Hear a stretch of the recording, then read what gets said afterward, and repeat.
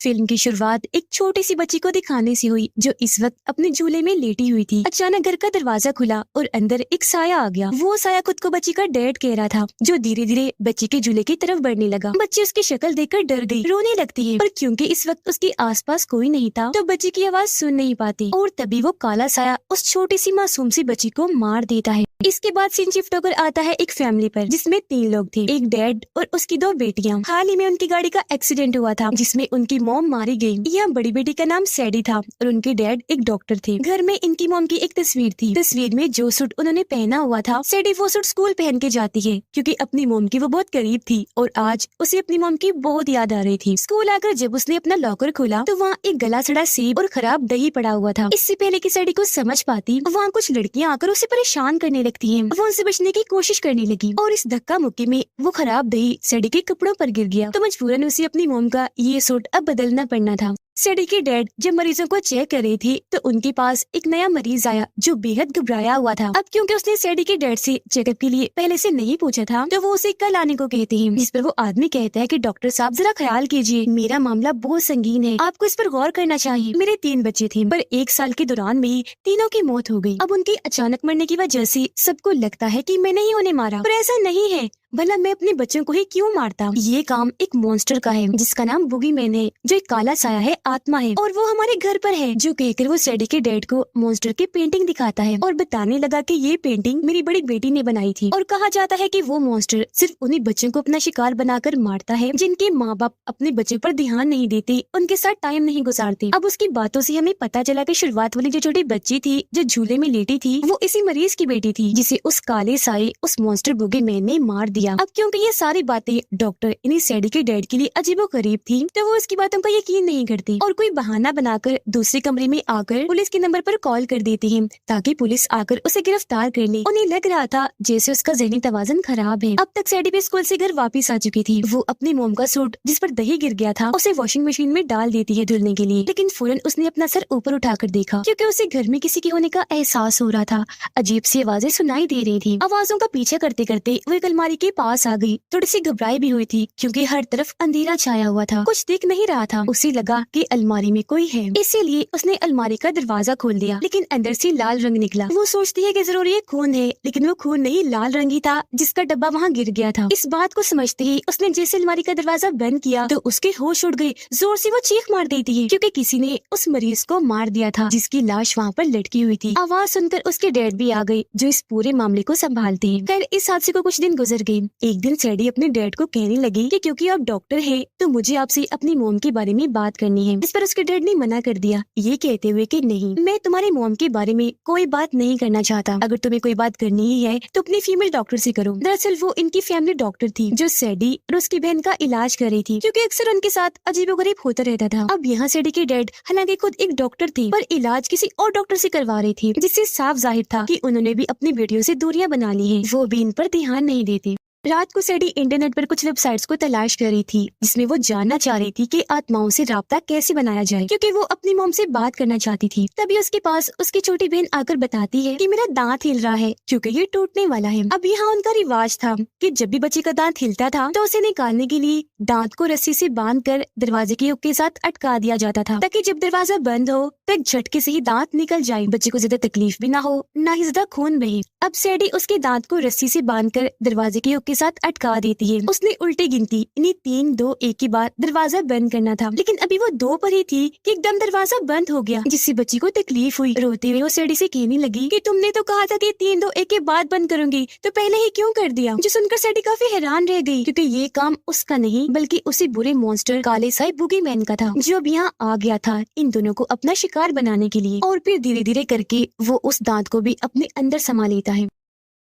अगले दिन जब ये दोनों बहनें अपने डॉक्टर के पास गईं, डॉक्टर इनसे कहती है कि आज तुम्हारा एक टेस्ट है, तुम्हें अपने डर पर काबू पाकर इस टेस्ट को पास करना है। इतना कहकर वो पूरे घर में अंधेरा करवा देती है। बीच में एक लाल रोशनी रख देती है जो धीरे धीरे करके जलना शुरू हो रही थी। लेकिन इसी वक्त घर में सैडी की छोटी बहन बुगीमैन को देख पा रही थी। वो धीरे धीरे उसके करीब आ रहा था, उसे बहुत डर लग रहा था। फिर एक वक्त ऐसा आया जब बुगीमैन उसके बहुत करीब आकर बस उसे मारने ही वाला था कि तभी वो जोर से चीख मार देती है और उसके ऐसा करने से डॉक्टर पूरे घर की लाइट्स ऑन करवा देती है, पर तब तक बुगीमैन वहाँ से जा चुका था। अब सैडी अपने घर में होने वाली उस मरीज की मौत पर काफी रिसर्च कर रही थी, जिस बीच उसे वो फोन भी मिल जाता है जो उसके डैड के पास तब था जब वो उस मरीज से बातें कर रही थी। साथ ही मरीज के घर का पता भी। उसके डैड की आदत थी कि जब भी वो किसी मरीज के साथ बातें करती थी तो उसे रिकॉर्ड कर लिया करती थी, और अब जब सैडी वो रिकॉर्डिंग सुनती है तो उसे भी लगने लगता है कि हाँ, सच में कोई साया, कोई ऐसी आत्मा है जिसने उस आदमी के बच्चों को मारा होगा, और अब वो यहाँ हमारे घर भी मौजूद है। यहाँ सैडी को वो डायरी भी मिल जाती है जिस पर उस मरीज की बेटी ने उस मॉन्स्टर बुगीमैन की तस्वीर बनाई थी, और यहाँ सैडी पहली बार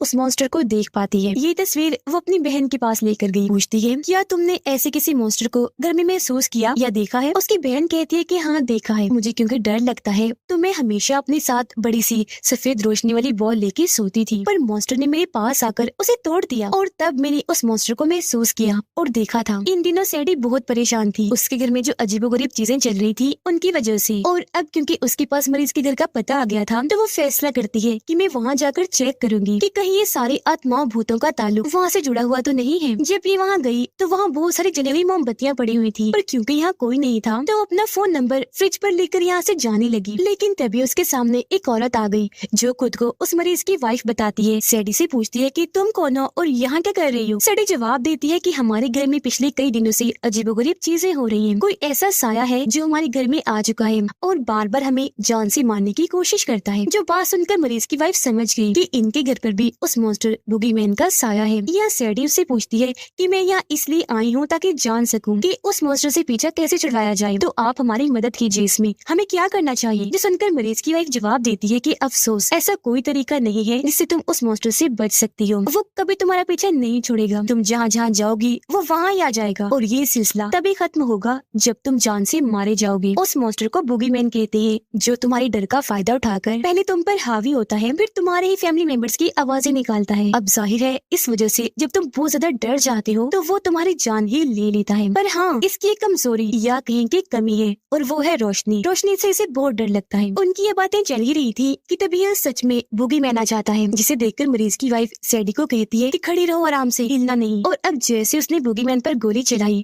मौका पाकर सैडी यहाँ से भाग जाती है। वो घर आ गई। काफी दिन गुजर जाने के बाद मॉन्स्टर इन्हें परेशान करना नहीं छोड़ता। कभी वो सैडी को परेशान करता है तो कभी उसकी बहन को। अब उसके डैड आकर कहते हैं, सैडी तुम्हारी मॉम का सामान बेचने का वक्त आ गया है, जिस पर वो ऐसा करने से मना कर देती है और अपनी मॉम का सारा सामान बेसमेंट में रखने के लिए आ गई, जहाँ उसे अपनी मॉम का लाइटर, सिगरेट और कुछ नशा मिलता है। काफी टाइम से क्योंकि सैडी परेशान थी तो उसका मूड ठीक करने के लिए उसकी दोस्तें कहती है कि सैडी क्यों ना आज रात हम पार्टी करें जिसमें हम खूब इंजॉय और मजे करेंगे, जिसके लिए वो मान गई। जैसे ही रात हुई उसकी सारी दोस्ती तैयार होकर पार्टी में आ जाती है। अब काफी देर तक तो इन्होंने खूब मजे किए, पर कुछ देर के बाद जब ये बोर होने लगे तो सैडी की एक दोस्त कहने लगी कि क्या तुम्हारे पास पीने का कोई ड्रिंक, शराब वगैरह है? इस पर सैडी कहती है, पीने के लिए शराब तो नहीं, लेकिन पीने वाला नशा है जिसे अब ये सब मिलकर पीने लगते हैं। अब जब सैडी की बारी आई, उसने ये नशा लिया तो वहाँ बैठे बुगीमैन को परेशानी होने लगी। नशा लेने की वजह से सैडी की हालत खराब हो गई। इसीलिए जब वो उल्टी करने गई तो उसके मुंह से वो रस्सी से लिपटा हुआ दांत निकलता है जो उसकी बहन के मुंह से टूटा था। ये बात उसने अपने दोस्तों से छुपाई। उसकी दोस्तें कहने लगी कि शायद तुम्हारी तबीयत ठीक नहीं, चलो थोड़ा आराम कर लो, एक जगह पर बैठ जाओ आराम से। जो कहने के बाद वो उसे एक अंधेरे कमरे में बंद कर देती है। अब सैडी पहले ही काफी परेशान थी क्योंकि जानती थी कि यहाँ आसपास जरूर बुगीमैन है, और अब उसका डर और बढ़ गया क्योंकि अंधेरे कमरे में जो बंद थी, जी हाँ, सच में तभी बुगीमैन आकर उस पर हमला कर देता है, उसे मारने की कोशिश करने लगा। सैडी अपनी जान बचाने के लिए जोर जोर से चिल्लाई, दरवाजे के पास आकर पीटने लगी, दरवाजा खोलने का कह रही थी। उसकी ऐसी हालत देखकर उसकी एक दोस्त ने जल्दी से दरवाजा खोल दिया। वो डरते हुए पहले तो बाहर आई, लेकिन अपनी एक दोस्त को जोरदार थप्पड़ लगा देती है। कहने लगी कि तुम्हें मुझे अंधेरे कमरे में बंद करने की क्या जरूरत थी। उसकी इस हरकत पर बाकी दोस्तों को बहुत बुरा लगा। वो घर से बाहर निकल जाती है, ये कहकर कि सैडी पागल हो गई है। अब क्योंकि घर में पार्टी चल रही थी तो सैडी के डैड ने अपनी छोटी बेटी को टाइम पास करने के लिए वीडियो गेम लगाकर दे दी थी, जहाँ तभी बुगीमैन आ गया उस पर हमला करने के लिए। लेकिन सैडी की बहन उससे बचने के लिए बार बार वीडियो में तेज रोशनी जलाने लगी ताकि वो उसे वहाँ से भगा सके। लेकिन गेम में एक वक्त ऐसा आ गया जब बच्ची से लाल रोशनी पैदा हो गई और अब बुगीमैन को मौका मिल गया था उसके अंदर आने का या उसे मारने का। पहले तो वो उसे खूब पीटता है, फिर उठाकर उसे दूर पटक कर मारता है। इस वजह से वो जोर से चिल्लाई क्योंकि जख्मी हो गई थी। तब उसकी आवाज सुनकर सैडी और उनके डैड यहाँ आई, फौरन उसे हॉस्पिटल ले जाने लगे। हॉस्पिटल आकर सैडी उसे कहने लगी कि जिस मॉन्स्टर को तुमने महसूस किया उसे मैंने भी किया, तो हमें इस बारे में डैड से बात करनी चाहिए। अब सैडी के पास उस मरीज की वाइफ की कॉल आई, जिसे बता रही थी कि मैंने उस मॉन्स्टर बूगीमैन को खत्म करने का रास्ता खोज निकाला है, इसलिए मुझे तुम्हारी मदद चाहिए, तो जल्दी से मेरे घर आ जाओ। सैडी जब वहाँ गई तो पहले की तरह वहाँ बहुत सारी मोमबत्तियाँ जली हुई पड़ी थी। सैडी उसे कहती है कि मैं अब आ गई हूँ, तो बताओ कैसे खत्म करना है उस मॉन्स्टर को। पर उसकी इस बात का जवाब दिए बगैर वो सैडी को जबरदस्ती पकड़कर उसके हाथ पाँव बांध देती है, जिसके बाद एक अंधेरे कमरे में पटक कर कहती है कि तुम हो उसे मारने का जरिया, फिलहाल माफ करना, उसे खत्म करने के लिए तुम्हें चारा बनाने के अलावा मेरे पास और कोई रास्ता नहीं था। अपने चारे को देखकर बूगीमैन हमला करने के लिए जरूर आएगा। जैसे ही जमीन पर पड़ी रस्सी से टकराएगा, गन से बहुत सारी गोलियां निकलेंगी और वो मारा जाएगा। खुद को खतरे में देखकर सैडी पहले तो काफी रोती है, पर सोचने लगी कि अगर उस मॉन्स्टर को आज खत्म ना किया तो वो हमेशा के लिए हमारे पीछे पड़ जाएगा और जान लेकर ही दम लेगा। तो वो भी चुपचाप उसका इंतजार करने लगती है। कुछ ही देर में यह बूगीमैन आ ही गया। हालांकि उसे पता चल चुका था कि मुझे खत्म करने के लिए ट्रैप जाल बिछा दिया गया है, लेकिन फिर भी वो इतना भूखा था कि अपने चारे सैडी को खाने के लिए आगे बढ़ा। लेकिन जब उसका पैर रस्सी से टकराया तो एक साथ उस पर बहुत सारी गोलियां चलने लगी। इतनी ही देर में यह मरीज की वाइफ आ गई। मजीद उसे कमजोर करने के लिए वो भी 2-3 गोलियां उस पर चला देती है, लेकिन क्योंकि वो एक साया था तो उसे खत्म करने के लिए सिर्फ ये गोलियां ही काफी नहीं थी। अचानक वो मरीज की वाइफ के पास आया, हमला करके उसे चांद से मार डालता है, जिस बीच मौका पाकर सैडी यहाँ से भाग जाती है। सीता अपने डैड को कॉल करती है, रो रो कर कहने लगी कि कहाँ हो आप लोग, घर तो नहीं पहुँचे, क्योंकि घर में वो मॉन्स्टर उन्हें मारने के लिए आ चुका था। लेकिन सिग्नल्स न आने की वजह से उसकी डैड सैडी से ठीक से बात नहीं कर पाती। कुछ ही देर में बूगीमैन वहाँ आकर बड़ी चालाकी से उन्हें घर के अंदर ले जाता है। सैडी जब घर आई तो देखती है कि पूरे घर में अंधेरा छाया हुआ है, सिर्फ एक अलमारी ही है जहाँ से रोशनी आ रही थी। सैडी जब अलमारी खोलकर चेक करती है तो वहाँ उसकी छोटी बहन थी, जिसने दरअसल खुद को बचाने के लिए यहाँ पर कैद किया हुआ था और लाइट जलाई हुई थी। सैडी पूछती है पापा कहाँ हैं? उसकी बहन बताने लगी वो मॉन्स्टर उन्हें बेसमेंट में ले जा चुका है। सैडी उससे कहती है अच्छा ठीक है, तुम इंतजार करो, मैं पापा को देखने चाहती हूँ। और जब वो नीचे आई तो देखती है कि बूगीमैन ने इस पूरी ही जगह पर अपना कब्जा कर लिया है। सारी दीवारें काली हो गई हैं, साथ ही उनके डैड को भी अपने कब्जे में कर रखा है, वो बेहोश है। सैडी सोचती है कि शुक्र है एक बात अच्छी है कि वो मॉन्स्टर मरीज की वाइफ के घर से क्योंकि बहुत सारी गोलियां खाकर आया है, तो अब उसे मारना आसान होगा। हम अगर उसे मारकर और जख्मी कर दें तो सवाल ही पैदा नहीं होता कि वो मरने से बच जाए, उससे खत्म होते ही हम बच जाएंगे। ये सोचकर वो डंडा उठाती है, उसे मारने के लिए चली जाती है, लेकिन वो इतना ताकतवर था कि बड़ी आसानी से डंडे को पकड़ के तोड़ देता है। इसी बीच डंडे का एक छोटा सा टुकड़ा वहाँ बच गया जो नोकदार था और चाकू के तौर पर काम आ सकता था, लेकिन फिलहाल वो सैडी की पहुंच से बहुत दूर था। वो सोचती है कि मैं जल्दी से इसे उठाकर बूगीमैन के अंदर घुसा देती हूँ, लेकिन वो तब तक उसके जिस्म से जान निकालना शुरू हो गया था। पर इसी बीच उसके डैड जाग गए, जो बूगीमैन को जोरदार धक्का देकर दूर हटा देते हैं। तभी यहाँ सैडी की बहन आई, जिसके हाथ में एक स्प्रे था। बूगीमैन उसे देख चुका था और इसे अपना आसान शिकार समझकर हमला करने के लिए आगे बढ़ा, लेकिन सैडी की बहन को तब तक अपनी मोम का लाइटर मिल गया था। लाइटर जलाकर स्प्रे के जरिए उसने जैसे ही चिंगारी जलाई, वहाँ काफी बड़ी आग की स्प्रे बूगीमैन पर लगने लगती है। अब एक तो वो वैसे ही आग से डरता था, ऊपर से रोशनी भी बन गई थी, तो वो हारता हुआ नजर आ रहा था। पर एक वक्त ऐसा आया जब स्प्रे खत्म हो गया, वहाँ अंधेरा छा गया, तो अब बूगीमैन इन्हें मारने वाला था। लेकिन यहाँ सैडी की बहन को पेट्रोल मिल जाता है, जिसे वो सारा का सारा बूगीमैन पर डाल देती है। खुशकिस्मती से लाइटर चल पड़ा, जिसे ऑन करके ये बूगीमैन पर छोड़ देते हैं। पेट्रोल ने जैसे आग पकड़ी, पूरे ही बूगीमैन को आग लग जाती है और वो जलकर भस्म हो जाता है। यहाँ आखिरकार इस आत्मा शैतान मॉन्स्टर बूगीमैन का खात्मा हुआ,